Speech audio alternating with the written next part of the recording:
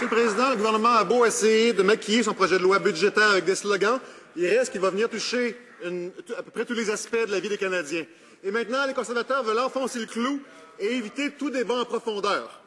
Pourquoi est-ce que les conservateurs veulent empêcher les Canadiens de s'exprimer sur ce projet de loi? Est-ce que c'est parce qu'ils savent qu'avec plus d'informations, les Canadiens n'en voudront pas?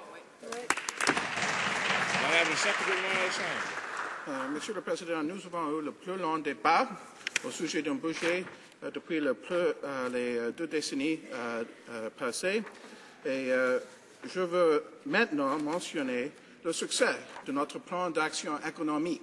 C'est à cause de notre plan d'action économique que nous avons eu plus de 58 000 nouveaux postes pendant le mois passé. Et ça, c'est un grand succès. It is thanks to our economic action plan that we've been pursuing that Canada has had economic success different than virtually every other developed country in the world. We have to stay on that path. That's why we're delivering on our budget.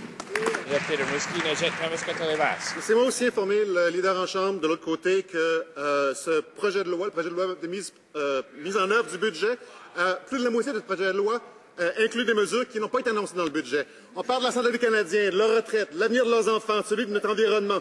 Et après les compressions dans les services publics et des programmes sociaux, ce gouvernement a clairement déjà perdu l'appui des Canadiens. Comme dans un cheval de Troie, on y retrouve des mesures et des compressions déguisées, comme par exemple celles qui sont imposées aux commissaires aux langues officielles. Pourquoi les conservateurs refusent-ils de faire preuve de transparence et d'imputabilité? Mr. Speaker, we have a comprehensive economic action plan. Our budget seeks to assure Canada's economic success in the short term, the medium term, and indeed to ensure long-term prosperity.